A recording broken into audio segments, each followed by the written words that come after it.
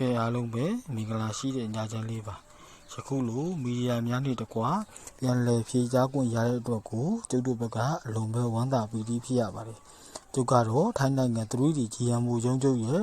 တာဝန်ရှိသူကျုပ်ဦးစောထူအောင်ဖြစ်ပါတယ်ကျုပ်တို့16ရက်12လ2025မှာ895ဆိုတဲ့ထွက်ကနန်းကြီးကိုလူဦးရေ25ယောက်တိတိကိုအောင်မြင်မှုရရှိခဲ့ပါပြီဒီအတွက်ကြောင့်အောင်မြင်မှုရရှိသွားခဲ့ကြတဲ့မြန်မာပြည်သူမြန်မာပြည်သားများအတွက်ကိုလည်းကျုပ်ဘက်ကထပ်တူဝမ်းသာမိပါတယ်ယခုလိုမျိုးဒီလိုက်ရှိုးကိုပြန်တင်ပေးရတယ်ဆိုတာပြီးခဲ့တဲ့အပွဲမှာ895ဆိုတဲ့ထွက်ကနန်းကြီးမှာလူဦးရေပြည့်သွားလို့မရလိုက်တဲ့ဝါသနာရှင်များအတွက်ကိုအဓိကထားပြီးတင်ပေးရခြင်းဖြစ်ပါတယ်ဒီအတွက်ကြောင့်မြန်မာပြည်သူမြန်မာပြည်သားများအနေနဲ့ကျုပ်ဦးစောထူအောင်ရဲ့ဖုန်းနံပါတ်399253264194ဆိုတဲ့ဖုန်းကိုအမြန်ဆုံးဆက်သွယ်ပါ30ရက်12လ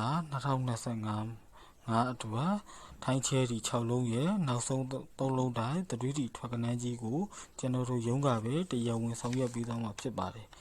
3D နဲ့ပတ်သက်ပြီးတော့အားလုံးကိုအဆင်ပြေစေခြင်းလို့လည်းအားလုံးကိုအောင်မြင်ခြင်းနဲ့ထွက်ကနန်းအစ်စ်မှန်ကိုလည်းအားလုံးရစေစေခြင်းနဲ့စိတ်ဆန္ဒနဲ့ကျွန်တော်ဦးစောထူအောင်တို့ဒီလိုက်ရှိုးကိုတင်ပေးရခြင်းဖြစ်ပါတယ်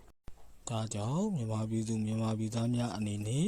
ကျုပ်ဦးစောထူအောင်ရဲ့ရုံးဖုန်းနံပါတ်399253264194ဆိုတဲ့ဖုန်းကိုအမြန်ဆုံးတိုက်ရိုက်ဆက်သွယ်ပါလို့ပြောကြားရင်းနဲ့အခုလာမယ့်2026မှာစိတ်သစ်လူသစ်နဲ့ဖြတ်သန်းနိုင်ပါသည်လို့ကျုပ်ဦးစောထူအောင်ဘက်ကဆုတောင်းပေးလိုက်ပါတယ်